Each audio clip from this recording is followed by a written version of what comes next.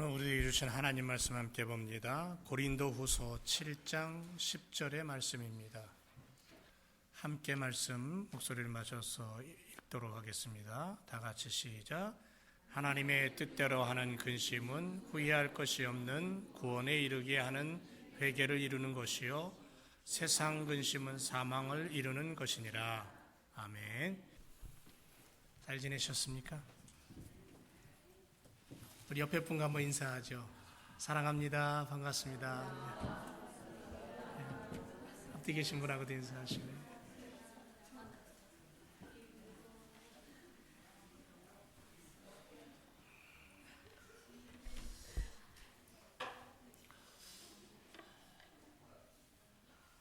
오늘 말씀의 제목은 근심하지 말아라, 염려하지 말아라입니다. 지난 주일날 말씀이 뭐였는지 기억나세요? 지난 주일날 못 들은 분은 어쩔 수 없지만 들으신 분은 지난 주일날 뭐였죠? 두려워하지 말아라. 두려워하지 말아라. 두려워하지 말아라. 그리고 오늘은 근심하지 말아라. 염려하지 말아라. 두려움 때문에 수많은 인생들이 망가지고 있습니다.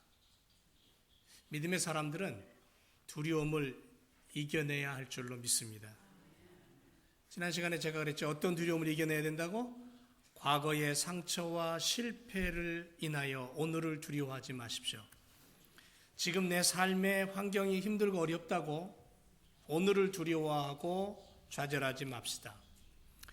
그리고 지금 내일 일을 염려하고 미래를 두려워해서 낭망하지 말자, 그렇게 말씀을 드렸습니다. 오늘은 두려움뿐 아니라 우리들의 인생에 있어서 근심과 염려와 걱정에 대한 이야기를 좀 하려고 합니다. 이런 것들을 우리가 오늘도 밀어내야 될 줄로 믿습니다. 현대인들은 수많은 걱정거리를 안고 살아가요.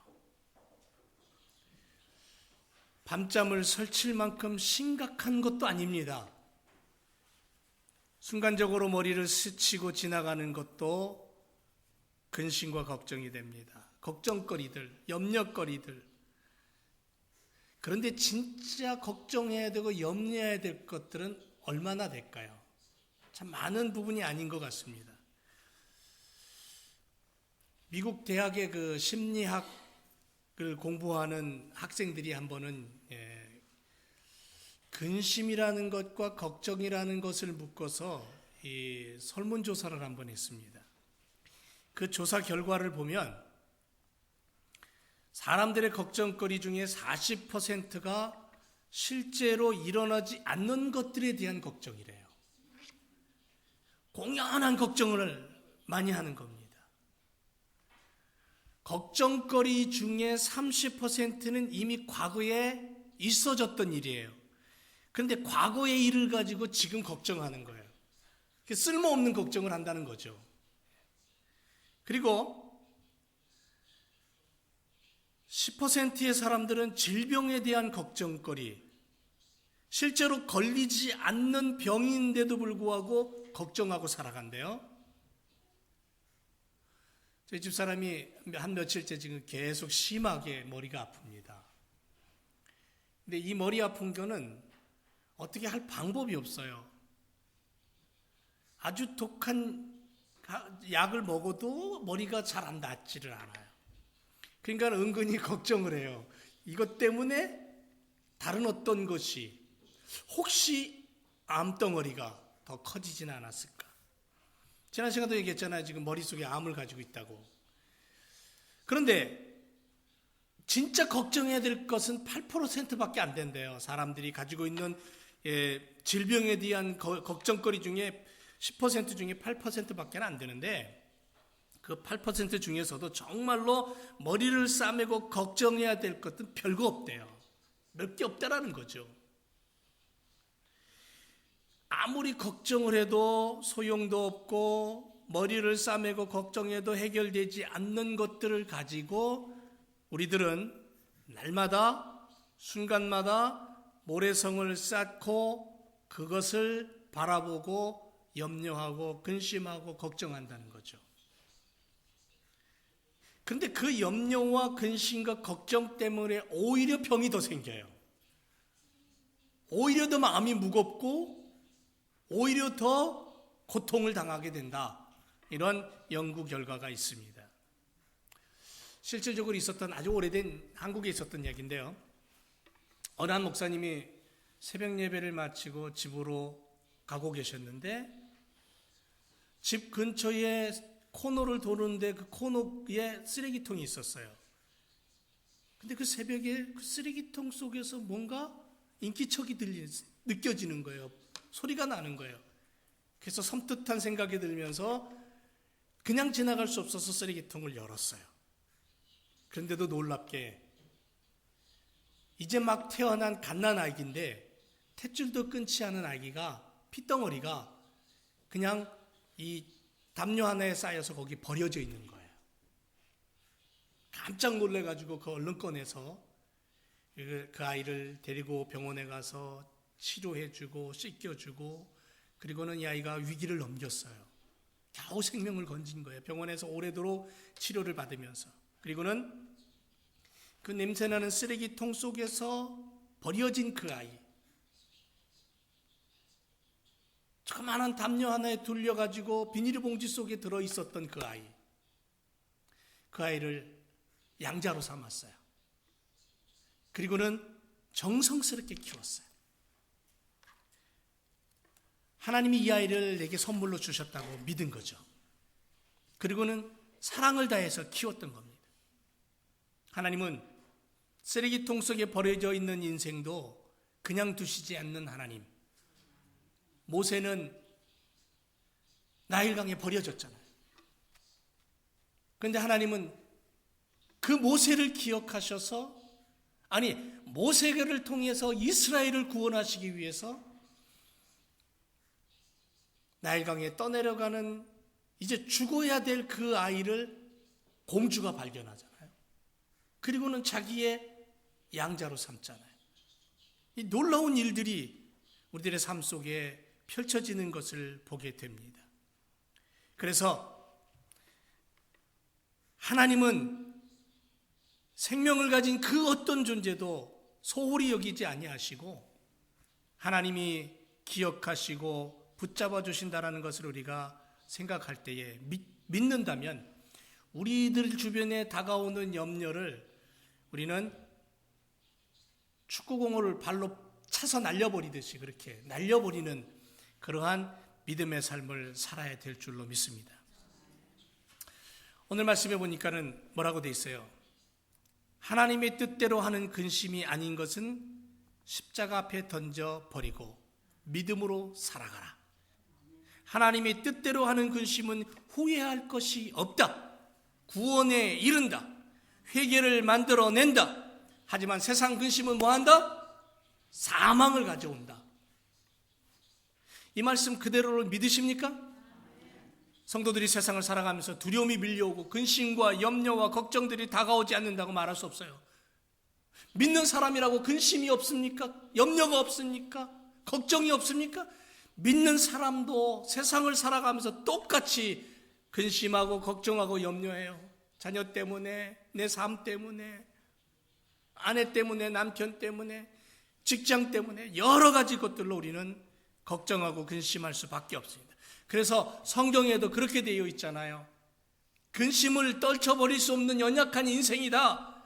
그러나 너희가 하나님을 믿는다면 그 근심하는 것을 하나님의 뜻대로 해라. 그러니까 하나님의 뜻대로 하는 근심이 있다라는 거예요. 세상의 근심이 있고 하나님의 근심이 있다라는 거죠. 믿음의 사람들이 해야 될 근심과 걱정거리들이 있어요.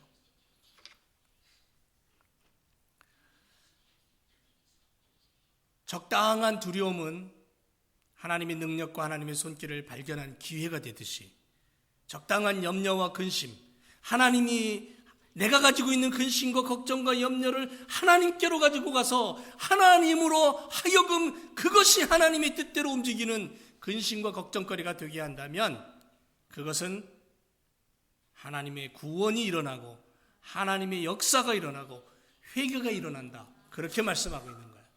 그러니까 어느 방향으로 가지고 가느냐가 중요한 거죠. 우리가 이 땅을 살아가면서 염려와 근심 떨쳐버릴 수 없습니다. 가지고 살아갑니다. 눈만 뜨면 걱정거리들이 산을 이룹니다. 근심과 염려가 너무 많습니다.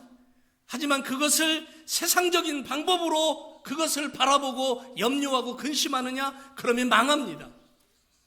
하나님의 뜻대로 그것을 하나님께로 가지고 나오고 말씀 안으로 가지고 나오고 그리스도의 십자가 앞으로 가지고 나올 때 우리는 그 근심으로 말미암아 그 염려로 말미암아 구원을 얻게 되고 회개를 이루게 되고 하나님의 영광을 맛보게 될 줄로 믿습니다. 사랑하는 제일교회 성도 여러분,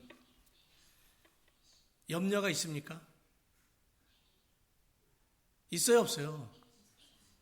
대답해야지. 있죠. 당연히 있죠. 근심이 밀려옵니까? 당연히 밀려오죠. 그래서 걱정이 태산입니다. 그런데 성경은 뭐라 그러냐면 버리라 그래요. 버려버리도록 노력하라 그래요. 신앙의 사람은, 하나님을 바라보는 사람은 불완전한 세상에서 반드시 그것이 찾아오지만 그것 때문에 묶여있지 말라고 그래요. 버려버려라. 던져버려라. 주님이 있지 않느냐? 내가 너를 도와줄 거야. 주님 그렇게 말씀합니다. 여러분, 염려가 무엇입니까? 영어 성경에 가서, 이 영어 단어에 가서 염려를 찾아보니까 worry라고 되어 있어요. W-O-R-R-Y. 무슨 뜻이냐면요, 목을 졸라 죽인다라는 의미를 갖고 있어요. 고대 앵글로색슨어에서 유래됐다고 합니다. 염려란 살인적인 뜻을 가지고 있어요. 사람의 목숨을 단축시키는 건강에 무서운 적이 염려라는 거죠. 이런 이야기가 있습니다. 죽음의 사자가 이른 아침에 어느 마을에 나타났어요. 그런데 그 아침에 한 청년을 만납니다. 한 청년이 묻습니다. 당신은 지금 무엇을 하려고 여기 왔습니까? 그랬더니 죽음의 사자가 나는 이 마을에서 100명의 목숨을 데리고 가려고 왔다 그랬어요. 이 청년이 마을에 들어가 가지고는 온 마을에 다니면서 그 이야기를 다 해줬어요. 얼마 후에 청년이 죽음의 사자를 다시 만났습니다. 그리고는 이 청년은 그 죽음의 사자에게 따졌어요. 아니, 당신의 계획은 100명을 데려간다고 하지 않았습니까? 그런데 어째서 1000명을 데려갔습니까? 그랬더니 죽음의 사자가 한다는 얘기가 나는 내가 준비한 100명만 데려간 거야. 나머지는 전부 다 염려에 의해서 염려의 사자가 데려간 거야. 그런 얘기를 했대요. 예. 여러분, 웃고 넘길 얘기는 아니죠. 한 의사가 이렇게 고백했습니다.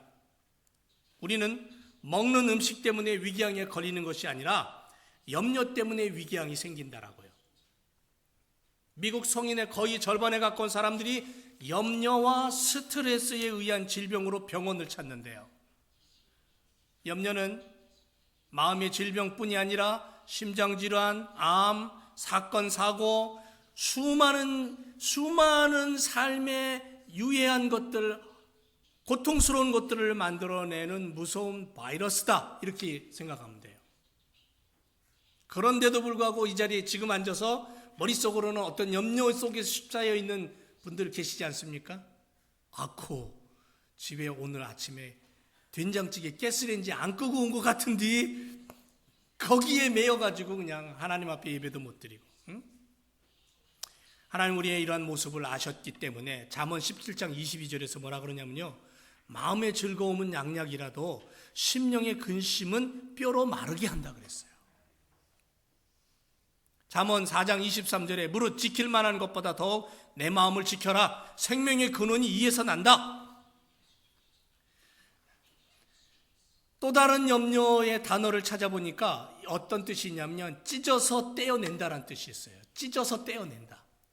아까 앵글로색슨 언어에서 온 염려가 무슨 뜻이라고요? 목을 졸라서 죽인다는 의미가 있는데, 또 하나의 염려라는 의미가 뭐냐면 찢어서 떼어낸다라는 의미가 있어요. 염려는 헬라어로는 메림나라고 되어 있는데요. 메리조라는 동사와 누스라는 명사가 합쳐진 합성어입니다. 그러면 메리조는 무슨 뜻이냐면 나누다, 분리하다, 쪼개다라는 의미예요. 그리고 동사인 누스라는 단어는 마음이라는 단어예요. 그러니까 성경에서 말하는 염려는 무슨 뜻이냐면 마음이 쪼개져서 나뉜다라는 뜻이에요. 그러니까 염려 속에 빠지게 되면 그 사람의 마음이 쪼개지기 시작하는 거예요. 사람의 마음이 쪼개지면 어떻게 되냐면 관계가 쪼개져요. 아내와 남편과의 관계가 쪼개지고 부모와 자식과의 관계가 쪼개지고, 쪼개지는 이유가 뭐냐면 그 뿌리에는 뭐가 있냐, 염려와 근심과 걱정 때문에 그런 거예요. 그것이 사람의 마음을 서로 믿고 의지하고 사랑하고 격려하게 해주지 못하고 쪼개는 거예요. 의심하게 하고 불안하게 만들고 이상한 눈으로 보게 만들고, 그러다 보니까 사람의 마음에서 뭐가 생기냐면 자꾸 악한 마음이 사람의 마음을 흔들어 놓고 마음 속에 있는 것이 입으로를 통해서 막 나오는 거예요. 온전히 집중해야 될 마음, 그것이 판단력이 흐려지고 감정적으로 나가고 결심이 쪼개지고 하나님 자녀다움의 현명함과 지혜로움을 잃어버리게 만드는 거예요.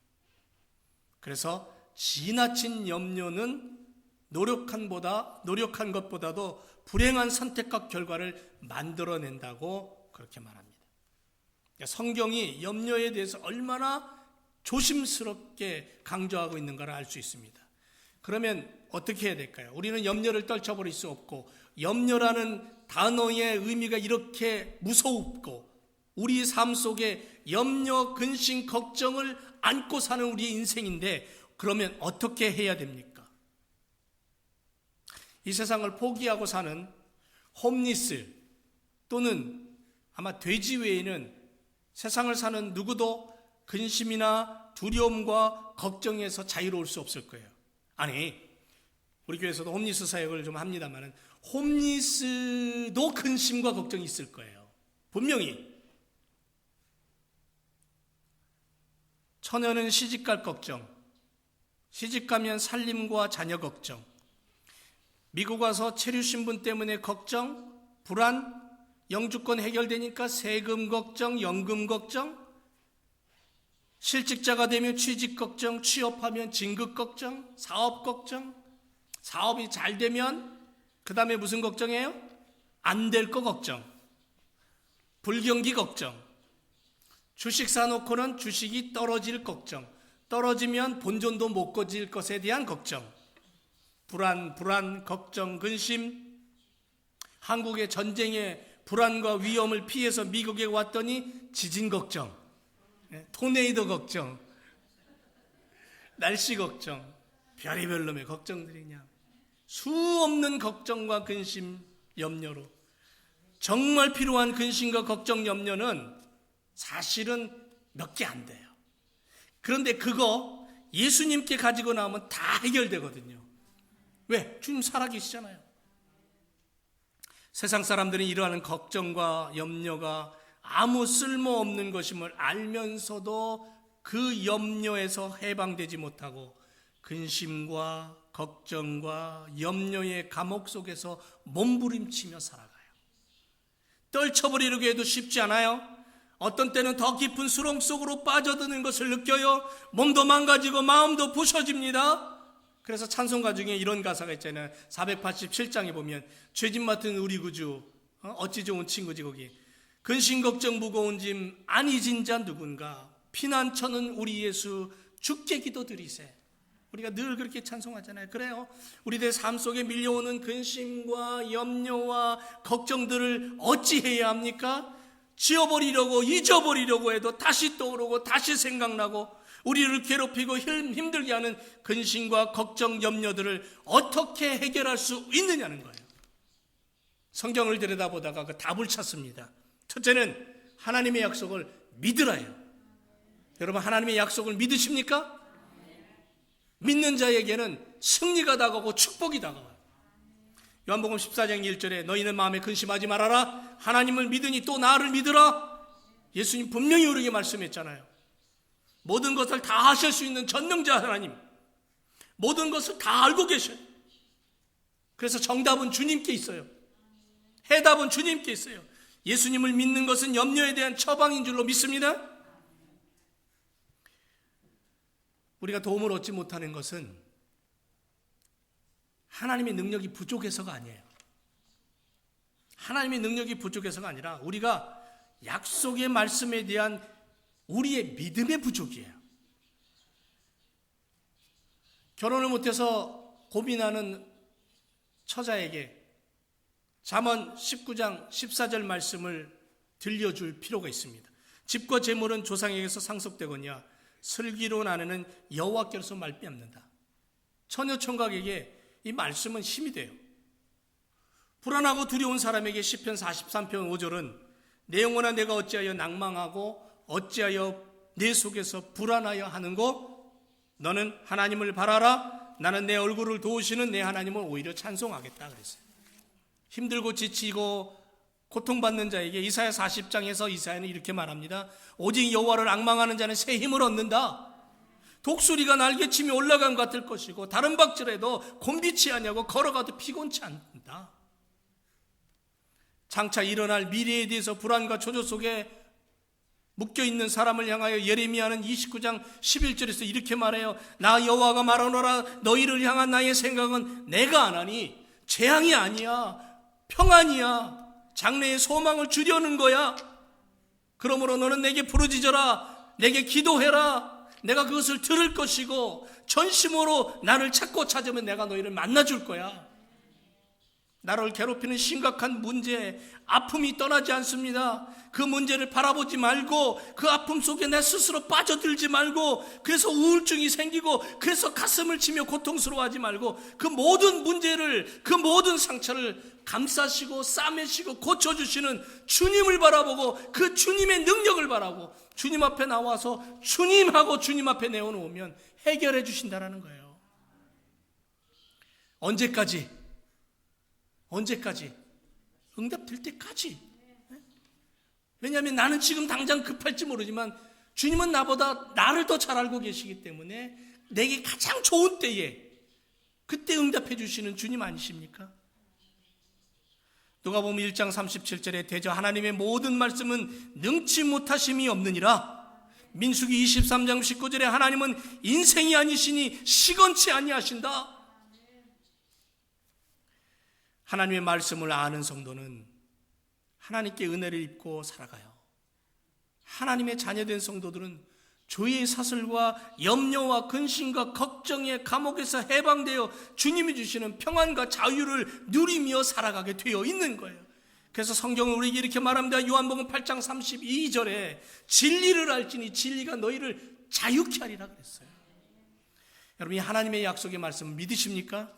그 약속을 붙잡는 자만이, 그 약속을 붙잡고 주님 앞에 나오는 자만이 우리의 인생에서 떠날 수 없는, 떠나지 아니하는 근심과 염려와 걱정에서 자유함을 얻게 될 줄로 믿습니다. 하나님을 바라봐야 돼요. 하나님. 또 하나는 어떻게 우리가 해결하면 되냐면 기도라는 무기를 사용하세요. 중국 내지 선교를 했던 허드슨 테일러 선교사님이 처음에 중국에 들어가서 그 오지 땅 아닙니까? 이 테일러 선교사님이 중국에 들어갈 때 너무 오지였어요. 세상에 알려지지도 않은 땅. 그 중국 땅을 밟고 그곳에서 사역을 하는데 일은 점점 많아지죠. 협력자는 없죠. 선교비는 줄어들죠. 너무너무 힘들고 지치고 번아웃 됐어요. 그래가지고는 정신적인 스트레스를 받아가지고는 그냥 신경쇠약이 와갖고는 들어 누워버렸어요. 너무너무 힘들어서 일어날 기력이 없어요. 아무것도 하고 싶지도 않았어요. 그런데 어느 날 하나님 말씀이 갑자기 머릿속에 생각나는 거예요. 요한복음 15장 말씀이 생각나는 거예요. 요한복음 15장을 펴들고 읽었어요. 5절에 보니까는 나는 포도나무에 너희는 가지니 말씀이 나와요. 가슴에 그것이 찔림이 돼요. 아하, 그렇구나. 주님은 포도나무고 나는 가지인데 내가 걱정할 것이 무엇인가? 아니, 가지는 나무에서 올라오는 영양분을 먹고 자라면 되는 거잖아요. 그런데 이제까지 이 테일러 선교사님은 자기가 나무인 것처럼 양분과 수분과 모든 영양분을 공급해야 되는 것처럼 그렇게 힘쓰고 있었던 거예요. 어리석었다라는 것을 깨닫습니다. 무릎을 꿇었습니다. 기도했습니다. 주님, 이 종의 어리석음을 용서해 주세요. 이 시간부터는 염려와 근심을 주님께 맡기겠습니다. 책임져 주세요. 나는 가지입니다. 주님으로부터 오는 영양분을 내가 빨아먹고 주님 주시는 힘과 용기로 내가 일하면 되지 않습니까? 그랬더니 마음속에 평안이 밀려오고 감사의 파도가 밀려오고 새로운 힘이 생기고 용기가 솟아나고, 그래서 그가 선교사역을 감당할 수 있었다라는 그러한 이야기가 있어요. 다윗 고난 중에도 하나님께 기도했어요. 나의 목소리로 여호와께 부르짖습니다. 여호와는 나의 산성이시고 나의 방패십니다.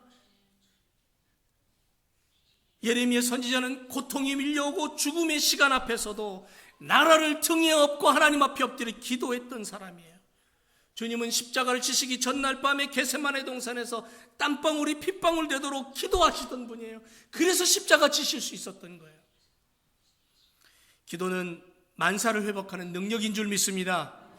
기도는 변화를 만들어내는 신비한 지혜입니다.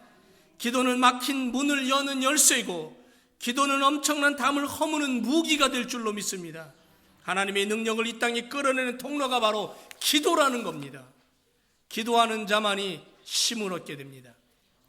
옛날에 이런 사람이 있었습니다. 실질적으로 있었던 얘기예요. 어느 젊은이가 광산업에 손을 댔어요. 큰 실패를 봤습니다. 좌절 속에 빠졌습니다. 친구가 소개한 금광을 샀어요. 그런데 나중에 알고 봤더니 사기를 당한 거예요. 여러분, 옛날이나 지금이나 요즘 우리가 사는 세상도 진짜 믿을 놈 하나 없어요. 친구한테 사기를 당한다니까. 요즘은 더군다나 자식이 부모한테 사기를 치고 말이야. 자기가 기분 나쁘다고, 아니 자식을 때려서 죽이는 세상이 오늘 우리들의 세상 아닙니까? 이런 험한 세상에 예나 지금이나 똑같다는 거야. 이 사람도 그렇게 믿었던 친구한테 사기를 당한 거야. 금광을 사보니까 금이랑 금은 다 캐나고 이제 아무것도 없는 빈털터리 금광을 산 거예요. 속아가지고. 은행 빚독촉은 오죠. 광부들은 돈 달라고 폭도로 변할 위기에 처해 있죠. 엄청난 낙심과 두려움과 좌절과 고통이 밀려옵니다. 어떻게 해야 될지를 모르겠는 거예요. 그때 번뜩 마음속에 기도해. 어렸을 때 어머니가 기도하시던 모습이 생각나요. 아하, 그렇구나. 야, 이거 뭐 믿지 해본 적인데 기도나 하자. 돗자리 하나를 들고 광산에 쫙 깊은 곳 끄트머리까지 들어갔어요. 그리고는 돗자리 펴놓고, 에이, 내가 여기서 하나님 음성 듣지 않으면 안 나갈 거야. 그리고 거기 그냥 돗자리 펴놓고 거기서 그냥 금식하면서 기도하기 시작한 거예요. 하나님 앞에. 소리 질러도 누가 들어요? 그 깊은 광산에 누가 들어요? 한참을 기도하는데 마음속에, 주변에 아무도 없잖아요. 근데 마음속에 막 이상한 소리가 들려오는 거예요. 자기 귓전에 무슨 소리가 들려오는 것 같아요. 그게 무슨 소리냐면 더 깊이 파! 더 깊이 파! 때가 되면 네가 원하는 것을 얻게 될 거야.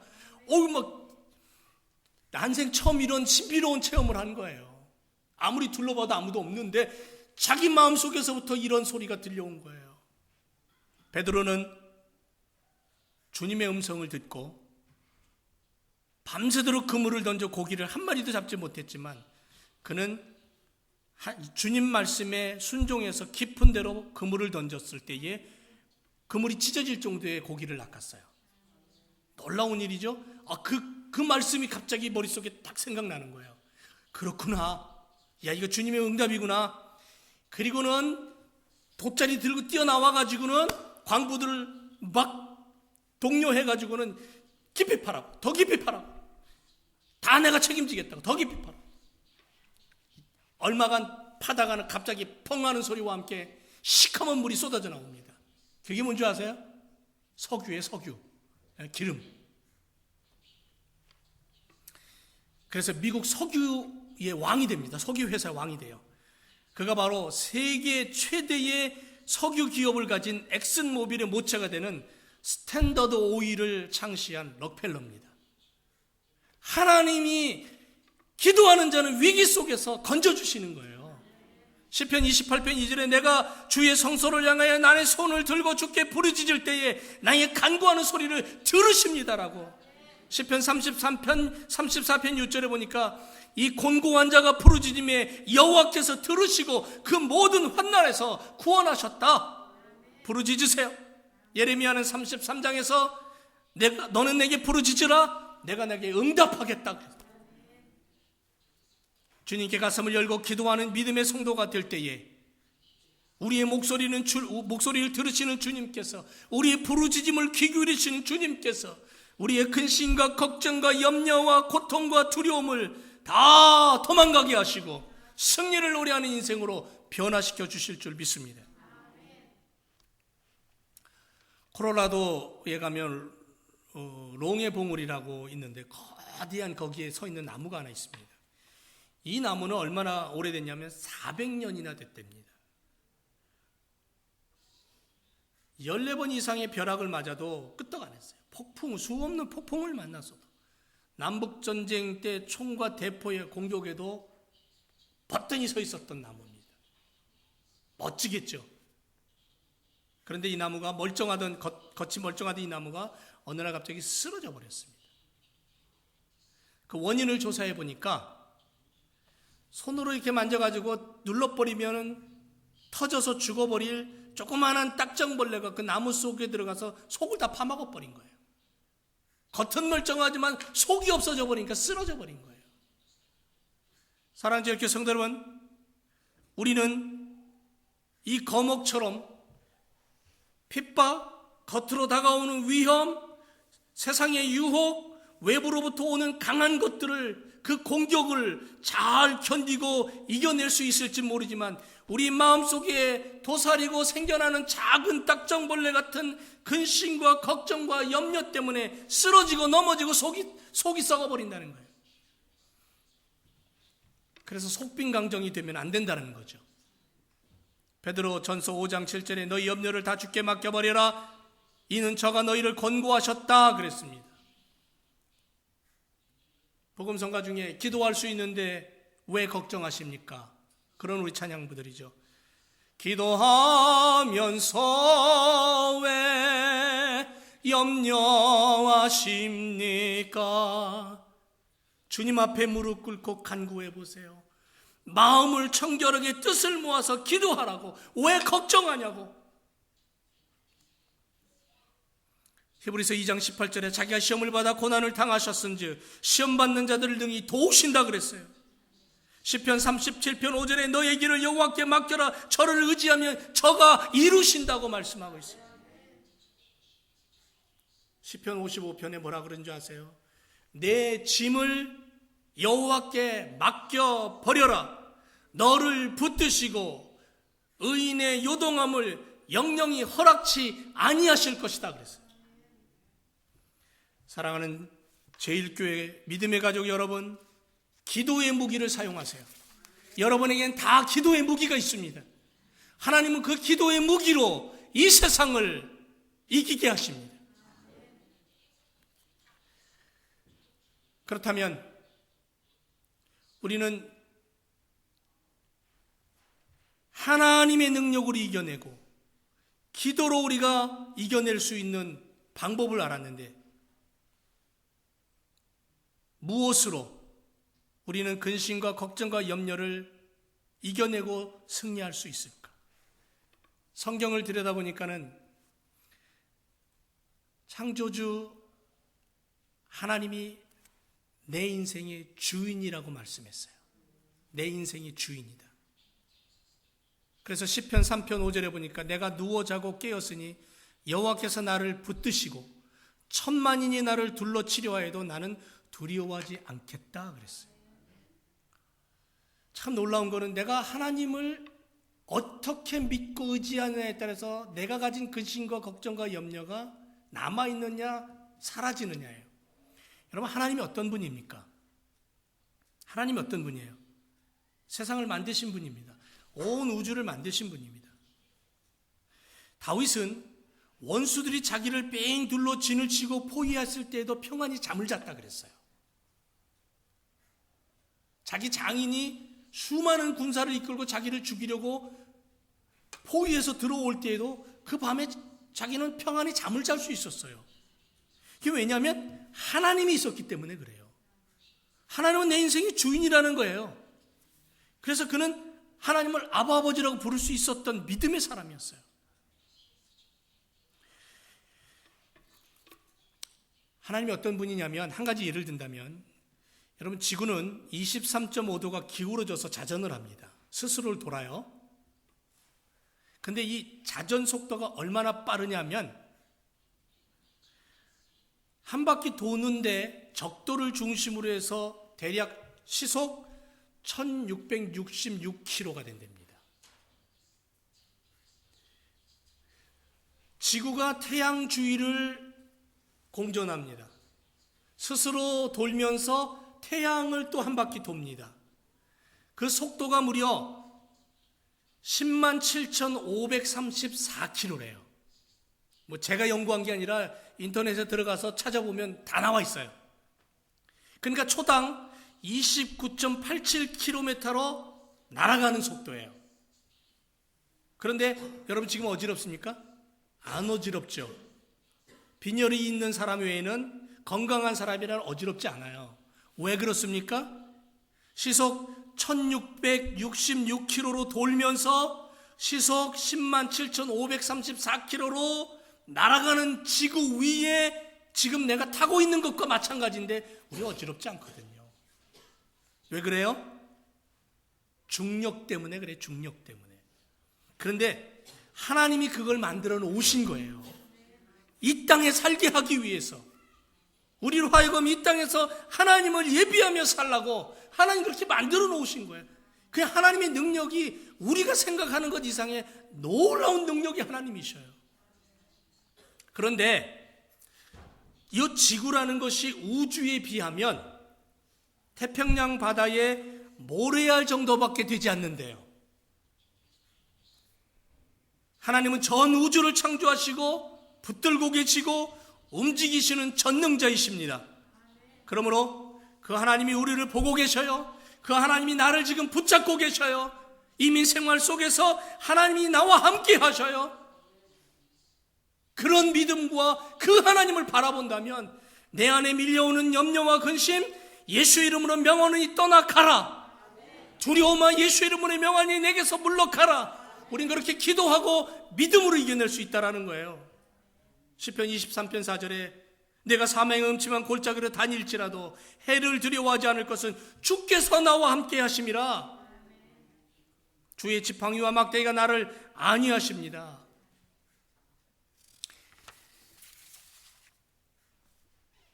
또 하나는 무엇 때문에 우리가 승리의 삶을 살 수 있냐면, 두려워하지 말아야 되고 근심과 염려와 걱정을 이겨낼 수 있냐면 하나님 우리를 사랑하시기 때문에 그래요. 여러분 하나님의 사랑을 믿으십니까? 여러분 옆에 있는 성도나 남편이나 아내나 아들이나 딸이나 우리 이웃을 사랑합니까? 얼마나 사랑합니까? 부부의 예를 든다면 부부는 한 몸이라 그랬어요. 그러면 한 몸처럼 사랑합니까? 안 되더라고요. 밤새도록 머리가 아파가지고 끙끙 앓는 아내가 옆에 있는데도 불구하고 저는 코 골면서 잘 자더라고요. 안 되더라고요, 그게. 근데 여러분, 하나님의 사랑을 들여다보면요, 하나님은 뭐라고 얘기했냐면, 내가 너를 위해 내 목숨을 너에게 주겠다고. 하늘 보자 버리고 이 땅에 오셔서요, 십자가에서 나를 위해서 죽으셨어요. 피 흘리셨어요. 나 하나 때문에 하늘 보자 버리고 이 땅에 오신 분이에요. 나를 하늘 백성 만들기 위해서 당신의 목숨을 버리셨어요. 요한일서 4장 18절에 사랑 안에 두려움이 없고 온전한 사랑이 두려움을 내어 쫓나니 두려움에는 형벌이 있다. 두려워한 자는 사랑 안에서 온전히 이루지 못한다. 하나님의 사랑을 확신하면 두려움은 사라집니다. 하나님의 사랑을 확신하면 염려와 근심, 걱정 하나님께 던져버립니다. 하나님께 맡기고 살아가는 거예요. 하나님의 사랑이 예수님 우리에게 주셨고 그 예수님의 사랑이 목숨을 버리고 피를 쏟아서 우리를 건지시고 죄에서 건지시고 용서하신 거예요.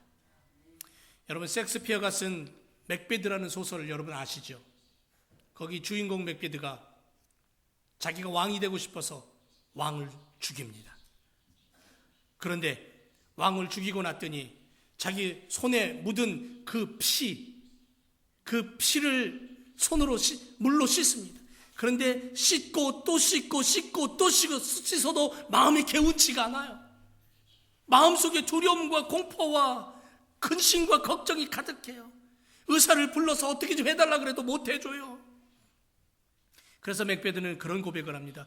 의사도 어찌할 수 없단 말인가? 아라비아의 향수도 이 손 하나 깨끗하게 할 수 없는가? 그것을 내 마음속에 파내서 버릴 수 있는 망각죄는 없는가라고 그렇게 탄식하는 그런 대사가 나와요. 절규합니다. 주인공 맥베드는 죄책감 때문에 두려워했던 거예요.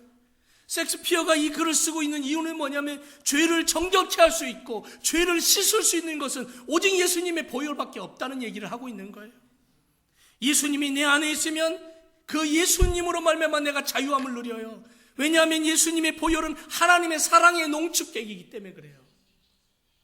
진한 액이에요. 사랑의 액이에요. 그래서 요한일서 4장 16절에 하나님이 우리를 사랑하시는 사랑을 우리가 알고 믿었으니 하나님은 사랑이시라. 사랑 안에 거하는 자는 하나님 안에 거한다. 하나님도 그 안에 거하신다. 하나님이 나를 사랑하셔서 우리 가운데 오셨고 내가 이 땅을 불완전한 세상을 살아가면서 죄를 떨쳐버릴 수 없고 염려와 근심과 걱정과 두려움이 순간순간 밀려오고 아픔이 밀려오고 질병이 밀려올 때 주님이 내 안에 오셔서 나를 사랑하심으로 내가 너희에게 있는 모든 것들을 이겨내게 할 것이야.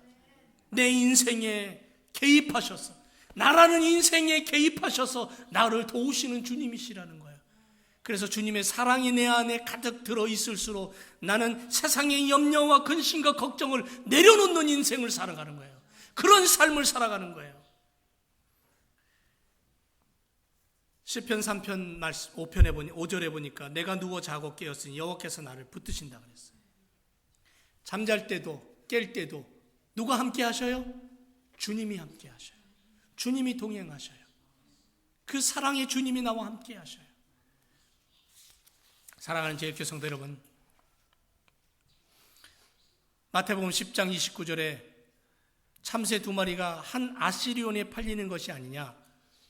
그러나 너희 아버지께서 허락지 아니하시면 그 하나라도 땅에 떨어지지 아니하리라. 너희에게는 머리털까지 다 세신 바 되었나니 두려워하지 말라. 너희는 많은 참새보다 귀하다.